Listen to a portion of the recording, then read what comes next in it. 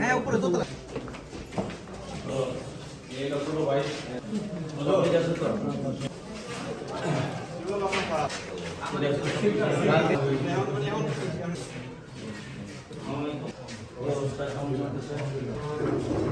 আশুগঞ্জের তাল শহর দিয়ে ঢুকছি, 2টা পর্যন্ত আসছি। এর ভিতরে মোটামুটি ভালো দেখছি, কিন্তু কিছু ঝামেলা, যেটা গত রাত্রে সোহাগপুরে একটা ঘটনা যেটা ঘটছে, এটা তো আসলে খুবই দুঃখজনক। এবং এই ঘটনাটা সম্পূর্ণ মিথ্যা, আর এই সম্পূর্ণ সত্য একটা ঘটনা। এবং এটা মানে স্কুলের মধ্যে একবার ঢুকছে, ঢুকার পরে আমাদের লোকজন আসছে, আসার পরে চলে গেছে। দ্বিতীয়বার আবার আইসা তাকে হাতে নাতে ধরছে, এবং যারা ধরছে তারা কিন্তু তার আশেপাশের লোক, ব্যক্তিগত কোনো সূত্রতা আমি তার সাথে নাই। এবং সেখানে প্রশাসনের লোক আসছেন, এরপরে ম্যাজিস্ট্রেট আসছে। আইসা একটা ম্যাজিস্ট্রেট কাউকে সাজা দিতে গেলে এটা মোবাইল কোর্টে কিন্তু যাচাই বাছাই করেই সাজাটা দেওয়া হয়। সম্পূর্ণ কিছু যাচাই বাছাই করা হয়েছে, সে নিজে দোষ স্বীকার করছেন, সাক্ষী প্রমাণে প্রমাণিত হয়েছে, তারপরে তাকে সাজা দিচ্ছেন 7 দিনের।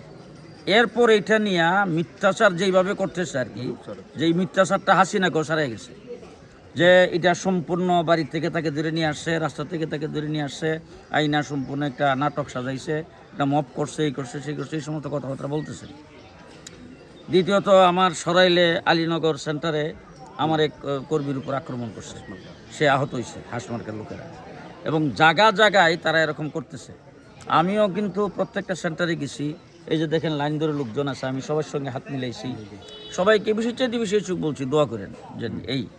এছাড়া আমি আমার মার্কার উচ্চারণ কোনো সময় করি নাই, বোর্ডের উচ্চারণ করি নাই, কিন্তু সে তো বিভিন্ন ইয়াতে যাচ্ছে, যাইয়া লাইন ধরে লোকজন দাঁড়ানো আছে, সে যাইতেছে আর বলতেছে হাঁস মার্কায় ভোট দিবেন, হাঁস মার্কায় ভোট দিবেন, মার্কা কি হাঁস, এরকম কথাবার্তা বলতেছে। তো এইগুলির দ্বারা আমাদের কর্মীদেরকে আমরা কিন্তু শান্ত থাকার কথা বলছি। কেউ যাতে মানে গায়ে পরে এসে কেউ গন্ডগোল করতে চাইলেও যাতে উত্তেজিত না হয়, এটা জনাব তারেক রহমান সাহেবের নির্দেশ, আমার সভাপতি ওবায়দুল্লাহ ফারুক সাহেবের নির্দেশ, এবং আমাদের সকলে মিলে আমরা পরামর্শ করে সেটাই সিদ্ধান্ত করছি যে আমরা নির্বাচনটা একটা ফেয়ার ইলেকশন আমরা চাই, এবং সুন্দরভাবে জনগণ ভোট দিতে আসবে, তারা নির্দ্বিধায় ভোট দেবে। একটা আন্তর্জাতিক লেভেলে যাতে একটা মানে মানসম্মত একটা ভোট হয়েছে, গ্রহণযোগ্য একটা নির্বাচন, এটাই কিন্তু আমরা চাচ্ছি। আমরা শেষ পর্যন্ত আশা করি এটাই আমরা করব। আমরা আমাদের দ্বারা কোনো প্রকার আইনের পরিপন্থী অথবা নির্বাচন কমিশনের আচরণবিধির পরিপন্থী কোনো কাজ আমরা করব না। এবং প্রশাসনকে আমি কথা বলতে চাই যে প্রশাসন যেন একটু অ্যালার্ট থাকে এই ব্যাপারে।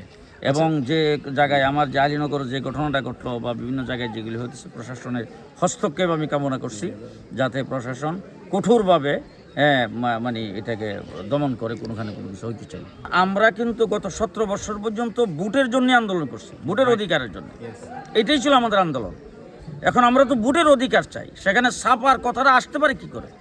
নিশ্চয়ই তার ভিতরে কোনো একটা মানে এরকম একটা গাফলা আছে, ধরনের কোনো একটা পরিকল্পনা আছে তার, যেটা মানে এই সমস্ত কথাবার্তা বইলা তার নিজেরটাকে ঢাকার চেষ্টা করতেছে। আমি আমার জয়ের ব্যাপারে তো 100% আশাবাদী, ইনশাআল্লাহ।